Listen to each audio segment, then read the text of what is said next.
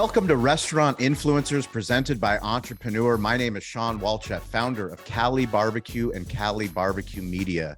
In life, in the restaurant business, and in the new creator economy, we learn through lessons and stories. Very grateful for Toast, our primary technology partner, for sponsoring this show, for believing in restaurants, for powering our Cali Barbecue restaurants here in San Diego and so many of the restaurants that come onto the show, but giving us the platform, the opportunity to share incredible stories of entrepreneurs and hospitality heroes. Today we have Steele Smiley, chairman of the board of a brand, multiple brands, Crisp and Green, Stock and Spade, Paco and Lime, and Steele he's actually the perfect guest for Entrepreneur. So I don't believe in coincidences. And yesterday I picked up my my 3-year-old daughter and my 5-year-old son from daycare, and my daughter brought into the car this. And if you're watching, if you're listening on a podcast, go to YouTube and watch the video. But my daughter made a beautiful smiley face, and I said, "That is amazing, Mila. You know what? The guest that I have on, that I've been doing all this research on, his name is Steele Smiley," and she gave me a big smile. So Steele, welcome to the show. Well, really glad to be here, and I will double down on that. So that actually came from my grandfather, believe it or not. The original smiley that we use in all the emojis today came from my family. It was my dad's father who ran for Congress in the 1960s. Put on a campaign button, made it yellow, and vote for Smiley. And that is one of the many folklore tales of the smiley face, but we have it pretty well documented in our Smiley family, including the original buttons, which we all have framed in our houses. So anyway, thank you, Grandpa. That is amazing. I love a good grandfather story. My grandfather's a big inspiration with everything that we do here on this show, everything that I do in life, and I'm grateful that you shared that story with us. Especially I'm a huge fan of emojis, and I think the smiley face is definitely one of my most frequently used emojis. That's good. Let's do what we always do, which is start with my favorite random question, which is, where in the world is your favorite stadium, stage, or venue? I'm probably the worst person to ask. I mean, I kind of pretty much focus on any stage, on my hometown stage. I think I've been to like 3 concerts in my whole life, honestly. I mean, I probably remember Mile High Stadium in Denver, which is where I grew up. That's probably my favorite stadium. It's really the only stadium I've ever really been to, believe it or not. Venue, I think I've seen one concert at First Avenue, which is the famous place in Minneapolis, Minnesota, where Prince, was originally showed. And that is kind of it. I'm not a real big go out entertainment guy. Well, let's. I wish I was. No, that's totally cool. We're gonna go rent out Mile High Stadium, 70,000 fans, and we're gonna put all the incredible hospitality leaders. So we're so fortunate that this show reaches millions of people, and we like to think that the people that listen to this show, the ones that keep, sending us messages, that are running restaurants, running hotels, running nightclubs, they're the ones that are playing the game within the game. We're all trying to level up, and we're trying to learn lessons from leaders. I'm going to put you in the middle of that football field. We're going to put it with raving hospitality fans, but I'm going to have you give us 2 minutes on, you just closed your most recent largest deal for Crisp and Green, 40-unit deal. Now I'm going to put a hypothetical. I want you to sell the stadium a 50-unit deal. Why should somebody invest in Crisp and Greens? And you have 2 minutes. Ready, set, go. That's an easy one. And the honest answer is I could talk about it for probably 2 hours. That's why I put a time limit on 2 minutes. Yeah. I know who I interview here. and I think the best stories are the ones that people believe in, and not because they're trying to sell anything. We always talk about this all day. And I would start by saying to the group, I am not selling you on anything. I mean, I opted into this business after retiring from the wellness business for 20 years. So I built and grew a large conglomerate of health clubs all across the world, 25 countries, 2,600 stores and change. And the reason why I came into the hospitality business was because I believe that there's an opportunity for people to want to eat healthier. And I always ask this question. I mean, prior to, a few of us across the country embarking on the healthy side of the QSR space, where would you go for a nice, healthy, quick, meal? And most people would say I'd make it, or I'd do a meal prep, or I'd do a shake, or maybe I'd go to the local grocery store. But the reality of it is today is that there are less than 300-400 places to eat healthy, fast, Wow. that are affordable in the United States today. And I think there's still 12,000 Pizza Huts. There might be 16,000 Taco Bells. I mean, we are a nation flooded with unhealthy options. And so I would say, whether it is Crisp and Green or anything else that you want to be a part of, you are betting against a massive wave coming at you if you don't think that healthy food is going to be the future of how we choose to eat. And so I would say join me at Crisp and Green, not because we're great people, not because we have great leadership or a great brand message, but join us.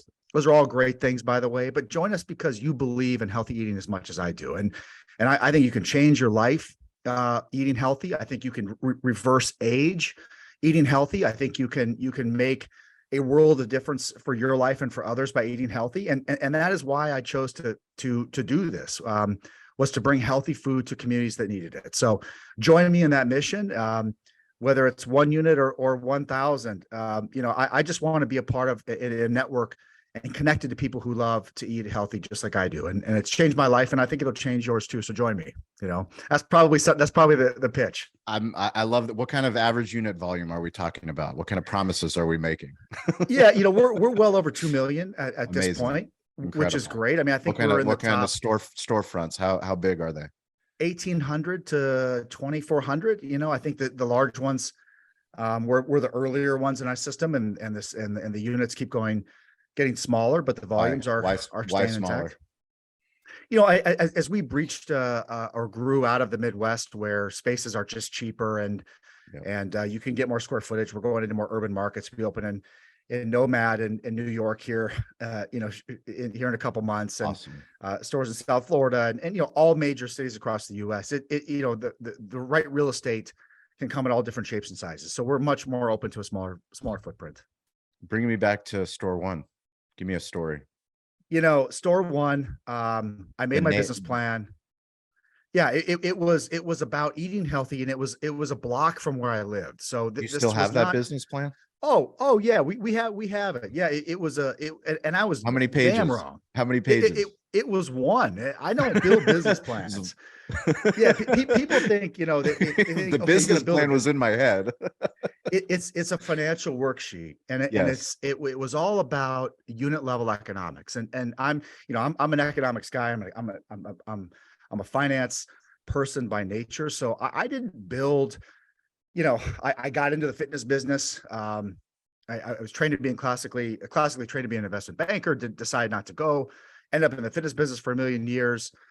And then really just built a business plan around a financial model. And that's how I do it. I don't ever really sit down and make these elaborate, who's your market. And I don't even think about that. I subscribe to the Steve Jobs theory of, build something that you think people are going to need, not because, the market maybe is ready for it, but you think they need it. And so I've always been successful doing that. And the model, look, I needed 1.25.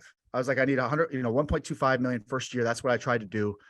We ended up doing 1.7 first year. We made, 287,000 after royalty. I actually paid royalty, a 9% royalty into my, pseudo parent company at the time, just to model what it would be like if I was actually a franchisee, so I could make money. And it blew it away. I mean, I was shocked at it was a different time, 2016. I mean, it was different than it is today, but I realized I had something special, and that's and that's why I decided to build number two, and then number three. But we didn't really start even franchising until after the pandemic, and that's kind of a whole story unto itself. But we really never built Crisp and Green with the idea that it would be a national brand. I built it to be something special as a single unit, and I think the best brands come that way, right? And when you started that first unit, what was the biggest lesson that you learned? The difference between hospitality and the food side versus hospitality and the fitness side? Yeah, I will tell you, for anybody listening, I'm speaking to the choir, but for anyone who's not in the hospitality business, I mean, you got to give so much respect and love to every person who you see. And I almost walk in, I have goosebumps saying this, but you walk into any restaurant, any service experience anywhere in the world, and I just have so much respect for what it takes to do that business. I mean, the fitness business is absolutely easy compared to the restaurant and hospitality business. I mean, I had no idea what would go into it, and quite honestly, had I known what would go into it, I probably wouldn't have done it. So I was naive, and that was probably to my favor. But it's not a lot of hard things in the restaurant business, in the hospitality business. It's just a lot of things you have to do really, really well all the time. I mean, there's no half-ass this piece or that piece. I mean, it's they're easy things, but there's 30 of them. And in fitness, they're relatively easy things, but there's three. And so you see a lot of people successful in fitness that might not, you know, have the stomach to go into this business. And I was naive. I didn't know any better, and I learned. I mean, I learned from my best friend Ryan at the time, and he gave me some lessons, and together we decided to do something special. And he kind of taught me, say, hey, Steele, take a look at this. You got to watch labor. I'm like, what's labor? I mean, oh, he's, so What's labor? Yeah. yeah. I mean, it was literally learn on the fly, and it was most rewarding experience of my life by far. But unbelievably challenging. And I had no idea what I was getting into, which was great. And we've certainly brought in the team to make it great today. But I'm lucky that we made it through that most difficult time. What tips do you have for somebody that's recruiting teams for growth? I think it ultimately comes down to the ability to build a positive ecosystem within whatever four walls you're operating in, whether it's a corporate environment, whether it's a individual unit, whether it's a hospitality in a hotel or whatever it is, fitness trainers. I mean, people today are buying the environment and they're buying the story, and so you need to be connected to providing the best environment you can for the people that are there, because they don't need to be there, and that is a big difference from where we used to be in the early 2010s to where we're at today. I mean, people have an option, and they're going to join your mission if you treat them well, and you go above and beyond to make their experience great. And so that's how one of the big keys to how we've been successful is that we look at our teammates as our primary asset, and put them first in the decisions, which is what you have to do to be successful today, especially. So anybody that's listening to this show, our longtime listeners, they know how much we believe in online storytelling. Obviously, we wouldn't be a barbecue media company if we didn't have the power of the internet to connect with so many different people. Crisp and Green, you guys have 65,000 followers on Instagram. Please go check them out. We'll put links in the show note at Crisp and Green. LinkedIn, you have 10,000 followers. Crisp and Green on Facebook, 15,000. TikTok, you guys just started. So you're at 143, but I know that's going to grow very quickly. I didn't even know that. So I'm breaking news. I'm breaking news to the chairman of the board here. So that's congratulations to the digital team. But then I wanted to talk about personal brand. So a case study that we bring up is Apple has, across all of their social platforms, 8.7 million followers. Yet Tim Cook has 13.7 million. Tesla has 18 million. Yet Elon Musk has 116 million. Virgin has 250,000. Richard Branson has 12 million. So I know you guys have been focusing on the Crisp and Green digital profile, digital storytelling. And when I Google Steele Smiley, I get close to 4 million Google results. You have an incredible background, fitness background, hospitality background. You've been in all the publications. Yeah, when is Steele ready to build that personal social brand? When are you going to come out on TikTok? When are you going to create that Instagram profile to clip up this pieces of content so that your mission, what you're teaching, goes to a larger audience? Well, that was a question, and we joked before the podcast. Say, ask me something no one's ever asked me. You got me there, and the answer is pretty easy. I mean, contrary to probably what you would see if you Google searched me, I actually am a very private person by nature, and I just, the idea of putting something out about myself and thinking that anyone else would find it interesting other than my mother, is just so foreign to me that anybody would care. And so, maybe that's my being completely naive, or maybe it's about me pouring all my energy and love and life force into the brands that I built. I mean, I think I built now 7 brands or something. So, every time you go through that process, it's like you're building something very special. And that really is a reflection of me. And they all are different pieces of me, and so I let that shine more than I let the person shine. And I also look at this now that, we have a wonderful CEO in place, and I think I have this new title of chairman of the board, and, whatever people choose to call me, founder.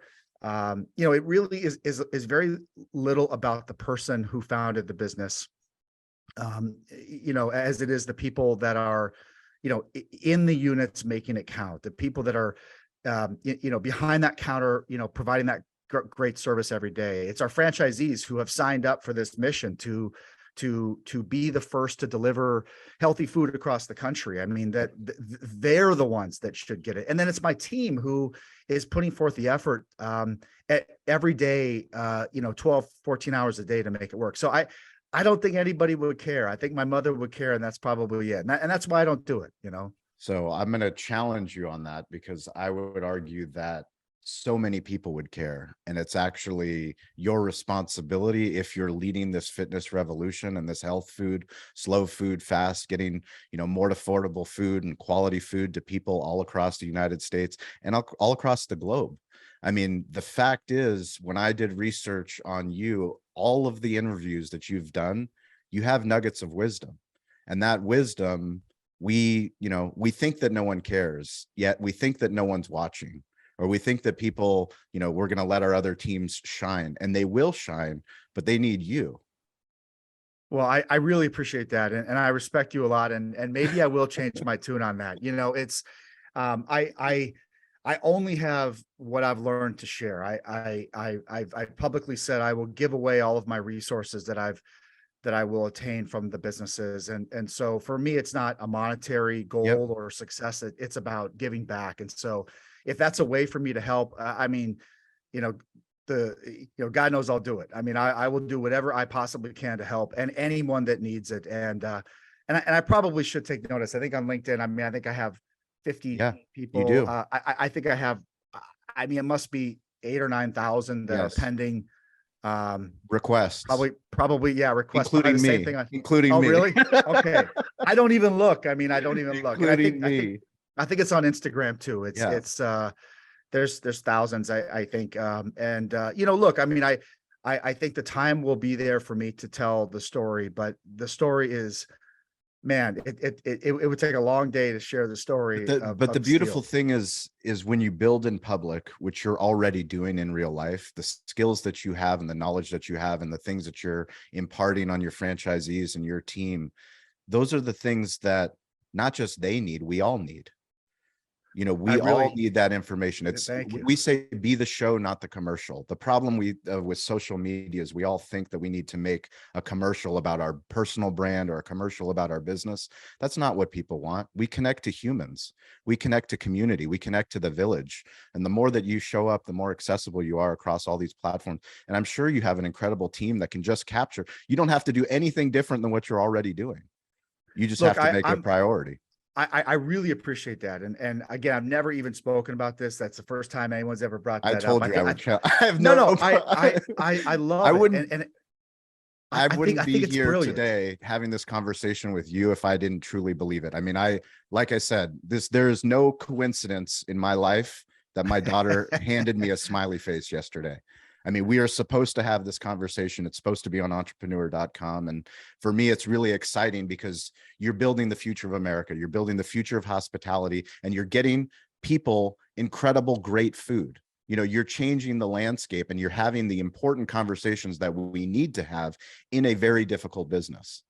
This Well, I business really, is not easy. no, it's not. And I really, really appreciate that. And it's very encouraging to hear you say that. And look, I mean, my life's mission is very clear. I'm here to serve others. That is why I am here. It took me, 40 years of my life to realize that was why I was supposed to be on earth. And so, it's certainly not to accumulate anything special The internet's or waiting for you. The social well, platforms are waiting for you. I appreciate that, and I have a lot to give, and a lot of ways I think I can help others. And including in the future, Yep.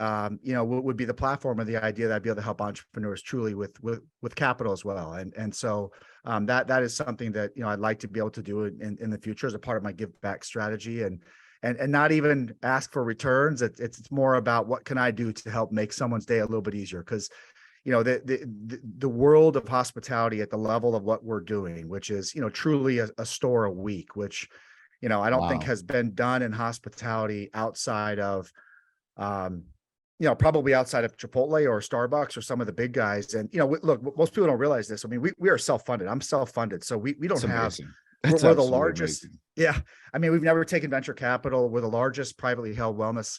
I'm sorry. Wellness oriented restaurant company that's never taken outside capital. And I think we were told by someone we're in the last 20 years, I think that we're the largest that got to this size without doing it. So it's been extraordinarily difficult, but extraordinarily rewarding. And the reality is we will probably end up with 3,000 unit systems. I think is where things will land, which is really a true blessing. And it should give me the opportunity to give a platform to help a lot of other people, because of that.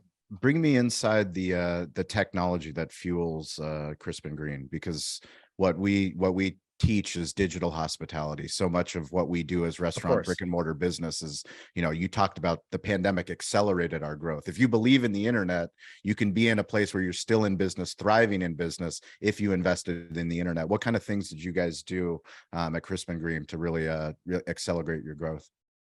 And I have a two-sided kind of answer to that, but I will tell you that the digital tools are critical. Those that had the digital tools during the pandemic, we all know they got severely rewarded, and it worked. Our ordering went from roughly 7-8% of people would use our digital tool to over 75% in a matter of months. So we were very fortunate that we invested in those pieces before we did it. But I will tell you, the hospitality, when you walk into that store, and for us, it's the fitness events, it's the activation, it's the community activation that I brought from the fitness business that I didn't know had never been injected really into the hospitality business in the way that we do it. It is another big part of that. So it's not only, attracting that client and giving them world-class technology, but also allowing that when that person steps into your store, which is where I think most people fall short, you still got to give them the big smile, and you still got to greet them and say, thank you for coming in. Thanks for, for making our day. And we actually handwrite on those bags, and we say, we write notes to the customers and say, sometimes it's like a healthy joke, or it's something cute, or if it's a repeat customer, say, welcome back, thank you. We put thank you cards inside the bags. I don't care how many units we have. We are as thankful for that customer in Sioux Falls, South Dakota, as we are in New York, as we are in Dallas, Texas. I mean, so we want to really create a great ecosystem of hospitality that extends just beyond that digital platform too, because it's the whole piece. So one of the things we share on the show is something my grandfather taught me, which is stay curious, get involved, ask for help. How did you ask for help? How did you give up the CEO role recently? Why? That was a very interesting time. And I realized that I had a fiduciary responsibility to everybody that had become a franchisee of mine. And I wanted to make sure that they had the best possible experience. And as we grew as a company, it became very clear to me that, my skill sets of growing a brand, sort of ideating the future, thinking about what would be the future of the menu and the fitness and the wellness and how we'd integrate, and maybe how digitally, ordering would be done in the future, and all the things were very different than the day-to-day tactical needs that a system that has hundreds of units coming needs. And so I had a relationship with a gentleman who became our CEO. His name's Kelly. And, I called him and I said, Kelly, very rarely does a CEO founder want to give up the title. But I said, I would do it if you and I could join at the hip. You bring all your operational expertise to the business. I'll bring all my innovation and passion and founder love to the business. And together we'll create something unique. And he said, okay, so does that mean I get to be CEO? And I said, sure, you get to be CEO. I'll come up with some other title. I don't care. But it became clear in our conversations that was the right decision. And I think founders would benefit by that, because very rarely is the founder the right person for every stage of the brand. The problem is founders never get out of the damn way. And I didn't want to be the last guy standing, trying to learn everything that needed to be learned at the speed of which our business needed, which was right now. I mean, you go from a system that had 7 stores, pre-pandemic, no stores coming, to 7 stores, now we're, I don't even know how many count we have in the ground, but 250 in the queue, and that's growing by the day. So, that is an unbelievable growth. And so the founder probably isn't the right guy for it, but, I just didn't want to be last guy standing. And so we built a nice relationship, and we met at an undisclosed location, and we spent the day there together talking about the business. And 2 weeks later, we announced him as our CEO. It's incredible. It takes a lot of humility, self-reflection, and leadership to do that. To know, I mean, and you're right. Most founders we don't get out of our own way. Yeah. And I look, I mean, I was that guy in fitness, and I grew up kind of in the fitness business. So I felt like I really knew that business cold, and the restaurant business, I was a new entrant. I brought a new perspective.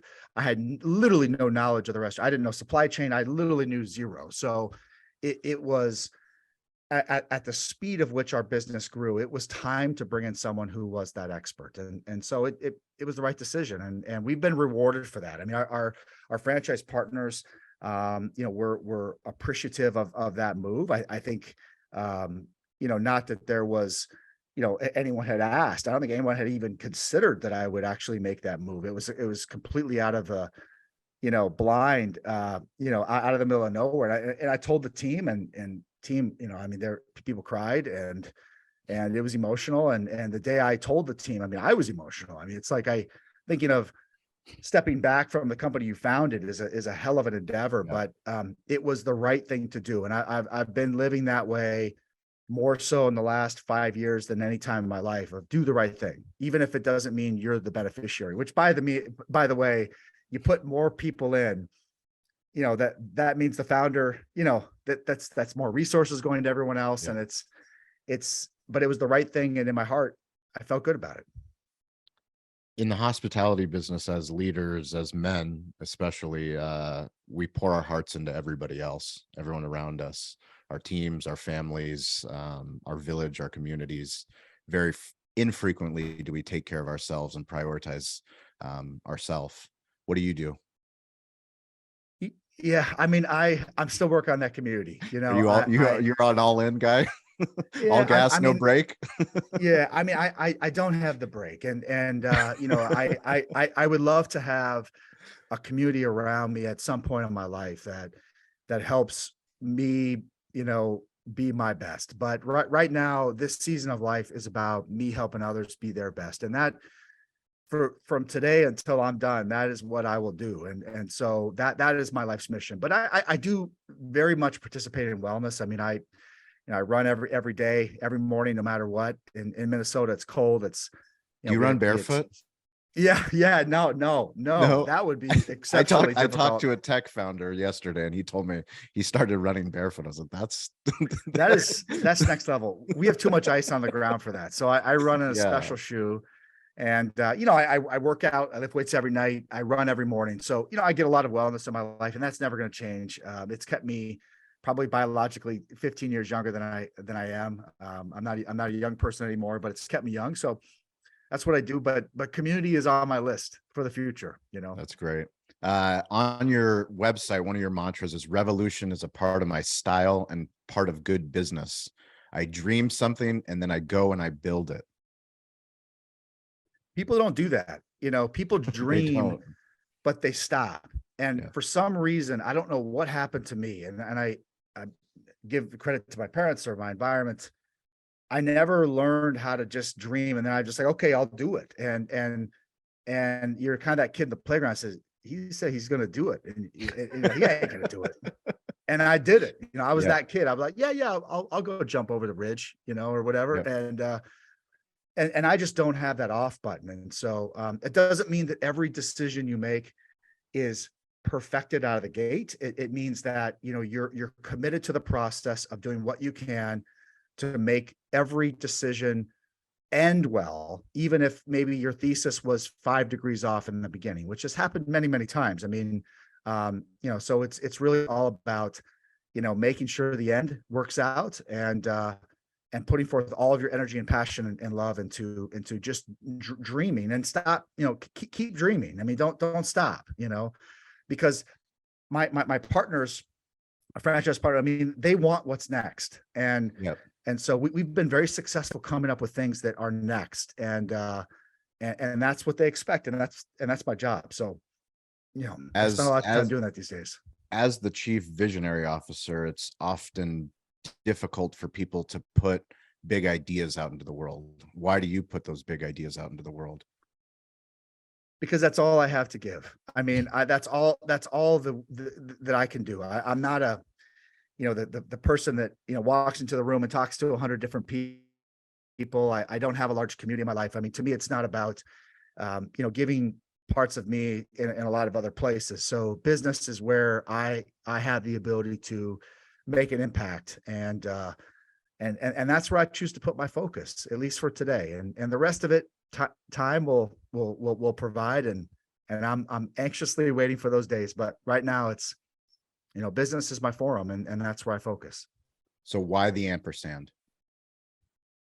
You know, it was a great way for us to marry the name of two things together that that should go together and have a unique logo. And so we kind of built this logo.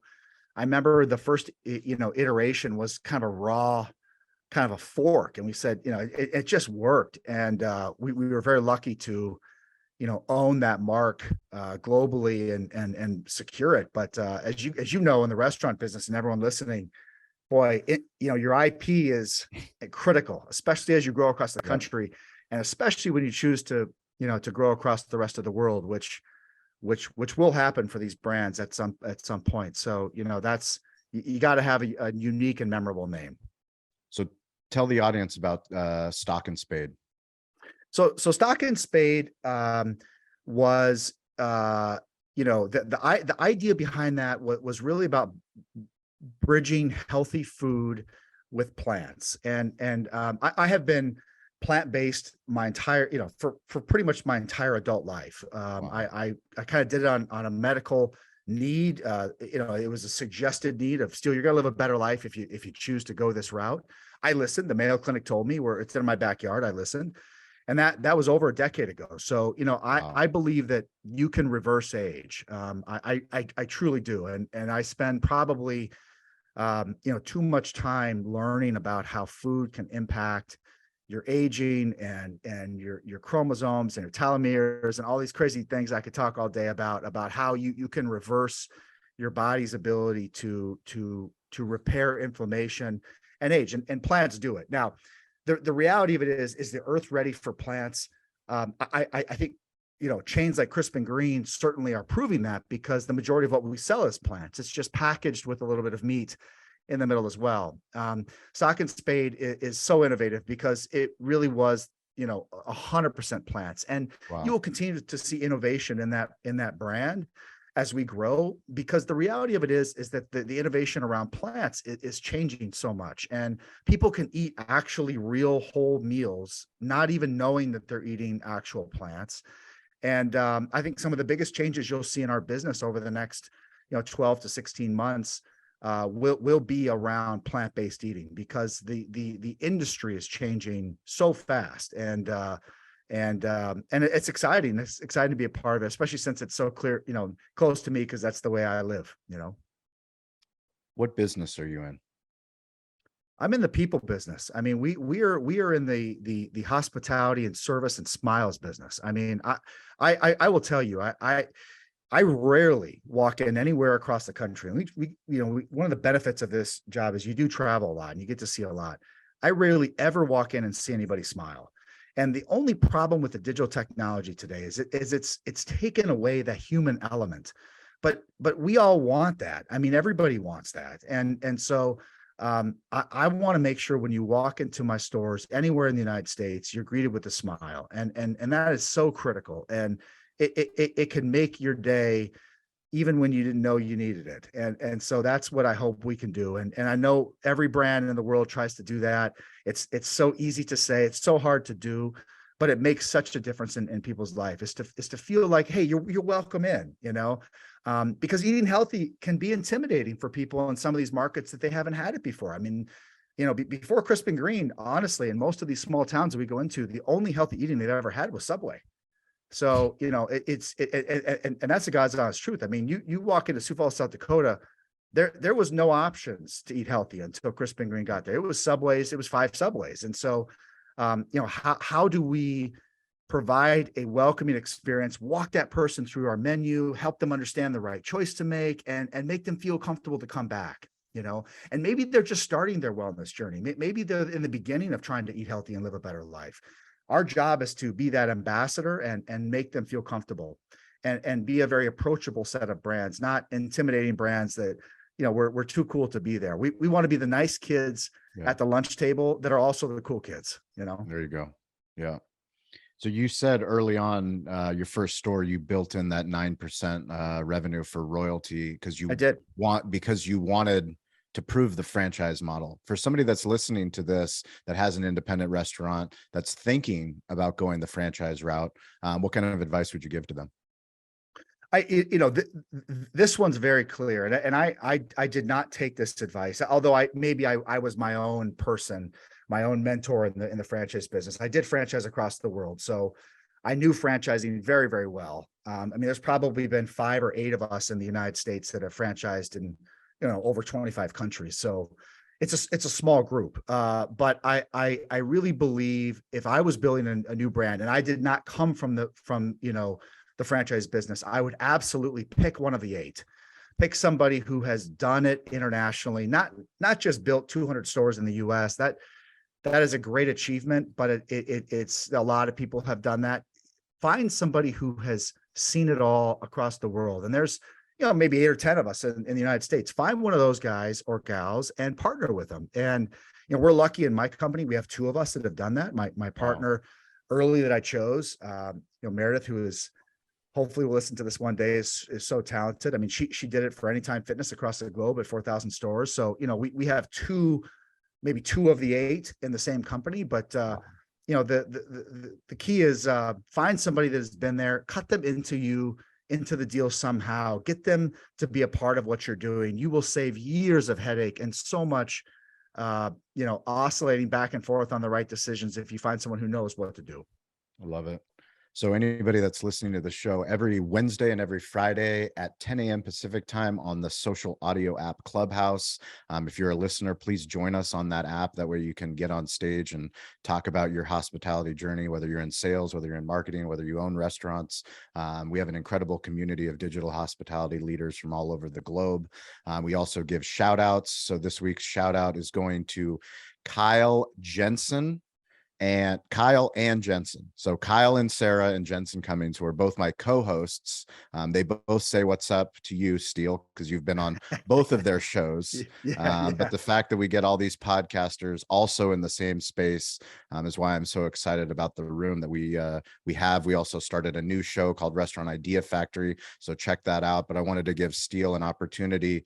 You gave Meredith a shout out, but is there someone else on the team? This is going out to entrepreneur.com. I know We always want to include everybody in the entire ecosystem, but I need you to single out somebody that's gone above and beyond right now, this year, 2023.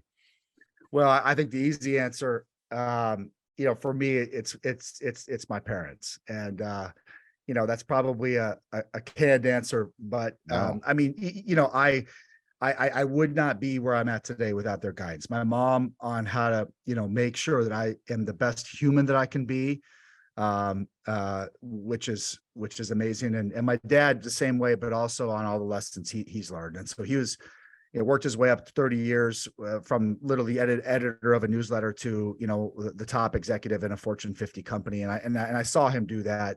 And my mom supported our family along the whole way. So, I mean, you learn a lot of great lessons by who you surround yourself. And I've never listened as much as I do today. I will get on the phone and they will tell me, and I listen, and they're right. And it took me, again, maybe 40 years of hard-headedness to get to that point. But I like to think that we all want to be the best versions of ourselves, and they've helped me do that. I'm very thankful. It's definitely not a canned answer. It's actually the first time somebody's shouted out their parents. Really? Which Wow. is kind of crazy, but nonetheless, if you guys want to reach out to me, it's at Sean P. Walchef, SHAWN PWALCHEF, and that is on all the social platforms: Instagram, TikTok, LinkedIn, Twitter, Facebook, or you can just email me, Sean, SHAWN at calibbq.media. Love to hear from people on the show. We're going to put all of the links to Steele Smiley's brands. Please follow them on social. I'm also going to, hopefully, by the time this episode publishes, I'm going to put Steele's personal social accounts. So that's a challenge. Hit me up that's on a challenge Instagram. to his marketing team. Sean, are you on Instagram? Someone could be my first follower. I will be your first follower. I will be your first follower. You send me that Instagram link. I will be your first follower on all platforms. That'll be a feather in my cap for the show. Oh, that'd be good. Steele Smiley. So it's at Steele Smiley. So it's very easy. I can't say I know how to monitor it, and I don't look at it, but I will figure that out.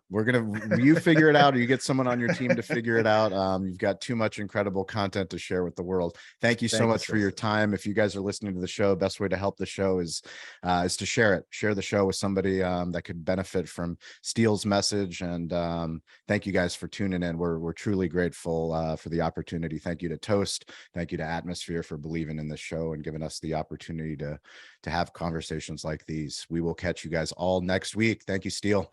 And a special thank you to our title sponsor, Toast. Toast is the primary technology partner that we use at our restaurant, Cali Barbecue. It is also the primary technology partner that so many of the guests have shared with us on this show.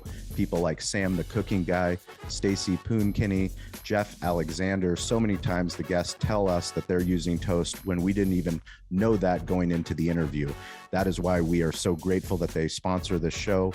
We want you to win. You that listen to this show, we want you to improve your digital hospitality.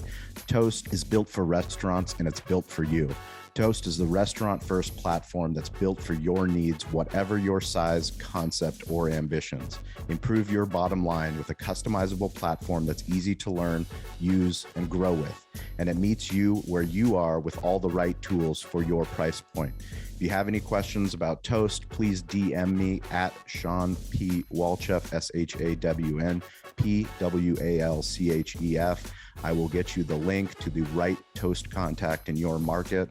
It's so important that if you listen to this show, that you win. We want you to be on this show eventually. Let us know that you heard the show, you heard about Toast, you implemented Toast, you did a Toast unboxing in your restaurant.